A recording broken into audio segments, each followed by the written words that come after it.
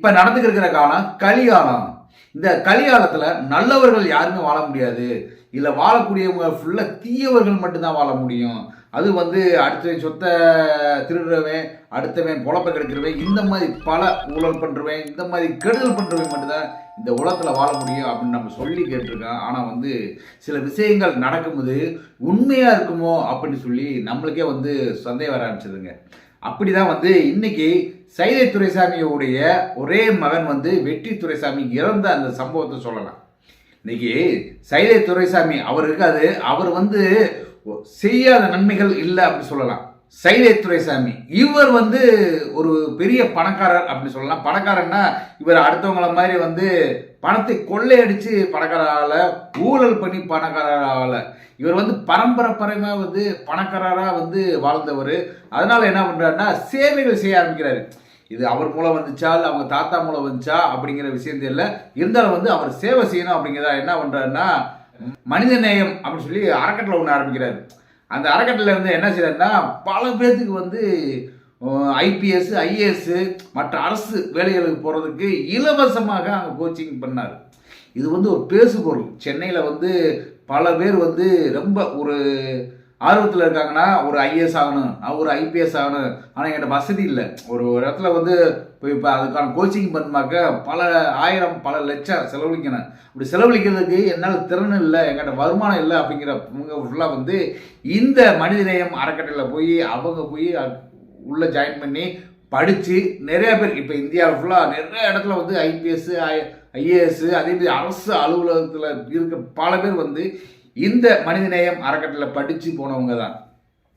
அப்படி அந்த மாதிரி எத்தனையோ பேரை உருவாக்குறவர் தான் சைதை துரைசாமி. இவருடைய ஒரே மகன் தான் வெற்றி துரைசாமி.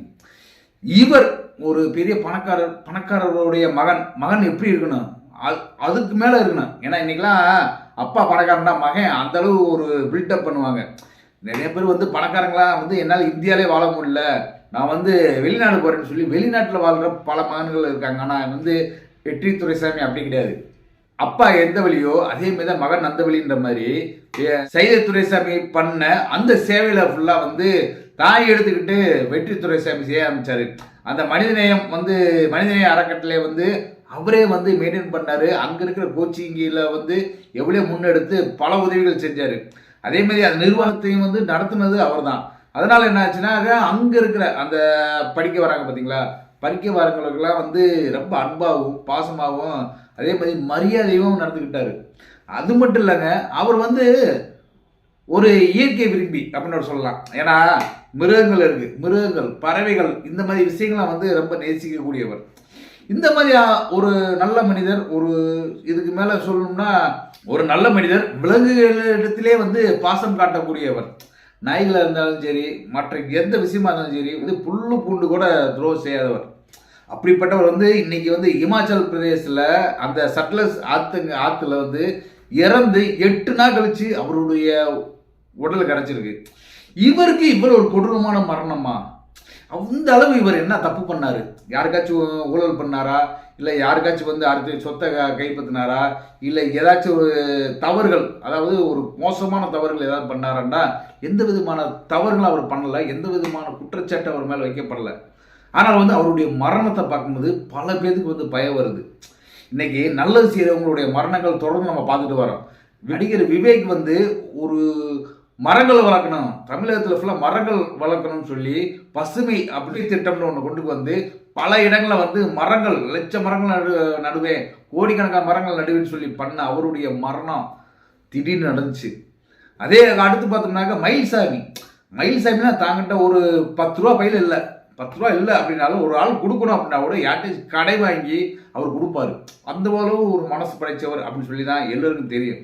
அப்படிப்பட்ட மயில்சாமியோட மரணம் திடீர்னு நடந்துச்சு. விஜயகாந்த்லாம் பார்த்தோம்னாக்கா அவர் இறந்த பின்னாடி தான் அவர் செய்தது பல பேருக்கு தெரியும். விஜயகாந்த் இவ்வளவுலாம் நல்லது செஞ்சாராண்டு. அப்படிப்பட்ட நல்லவர் அவருடைய மரணத்தை பார்த்தான். இன்னைக்கு வெற்றி துரைசாமி இப்படி பல பேர் நல்லது செய்யணும் அப்படிங்கிறவங்களாம் ஃபுல்லாக இறந்துக்கிட்டு இருக்காங்க. ஒரு மரணமும் பார்த்தா பல விதமாக இருக்கு. இன்னைக்கு இவங்க மட்டும்தானா, வேற யாரும் இல்லையானா இன்னும் இருக்காங்க. உங்க ஊர்ல நிறைய பேர் இருக்கலாம். நீங்களே உங்க ஊர்ல இறந்தவங்களுடைய யோசித்து பாருங்கள், இறந்தவங்க யார் யார் இறந்தாங்க, அவங்கள யார் யார் நல்லவங்கன்னு பாருங்கள். நல்லவங்க எல்லாம் பல பேர் இறந்துருப்பாங்க. கெட்டது கெடுதல் பண்ணுறது அவங்க மட்டும்தான் இன்னைக்கு நல்லா ராஜ பகவத்தில் வாழ்கிறாங்க. இதெல்லாம் பார்க்கும்போது என்ன ஆகுதுனாக்க, நல்லா அடுத்த ஆளுக்கு ஒரு நன்மை செய்யணும், அடுத்த ஆளுக்கு உதவி செய்யணும், ஒரு ஒழுக்கமாக இருக்கணும் அப்படிங்கிற ஆள் கூட மாற்றமாகிடுவேன். இவனுக்கெல்லாம் வந்து நல்லா இருக்கீங்க, இவன் தான் கெடுதல் பண்ணுற, இவன் தான் நல்லா இருக்கேன், அப்போ நம்மளுக்குலாம் ஒரு வாழ்வு இல்லையான்னு சொல்லி நல்லவனோட மாற்றுறது இந்த கலிகாலம் அப்படின்னு சொல்லலாம். அப்படிதான் இன்னைக்கு வந்து சைதை துரைசாமியுடைய இந்த மரணம் இருக்கு. இந்த மரணத்தை பார்த்தோம்னா பல பேருக்கு பயம் வர ஆரம்பிச்சிச்சு. என்னடா இவங்களுக்கு அந்த நிலைமை, சைதை துரைசாமிலாம் வந்து எந்த விதமான போகாதவர். அதே மாதிரி வந்து ஒரு ஜெயலலிதா வந்து அவங்க ஒரு கூப்பிட்டு வாங்க நீங்கள் இந்த எலெக்ஷன் நில்லுங்கன்னு சொல்லி சென்னை மாநகராட்சியில் மேயர் ஆக்குறாங்க. மேயராக்கி மேயராக இருந்தார். அப்படி மேயராக இருந்து இது வரைக்கும் அவர் மேலே ஒரு குற்றச்சாட்டும் வைக்கப்படல.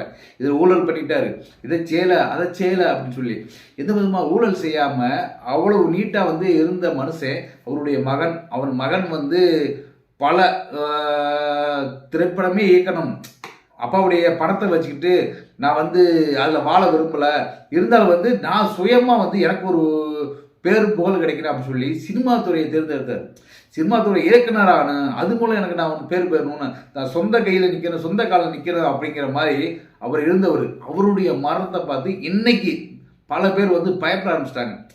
என்னடா இவ்வளோ நல்லது பண்ண ஆளுடைய மரணமே இவ்வளோ மோசமாக இருக்கு, அப்போ நம்ம நல்லது பண்ணால் இப்படி தான் ஆயிருமோ அப்படின்னு சொல்லி பல பேர்த்துக்குள்ளே வந்து ஒரு கருப்பு புள்ளி மாதிரி வர ஆரம்பிச்சிருச்சு. இந்த விஷயம் நல்ல விஷயமா அப்படின்னு பார்த்தா கண்டிப்பாக வந்து தவறான விஷயம் தான். ஆனால் காலம் அப்படி இருக்குது.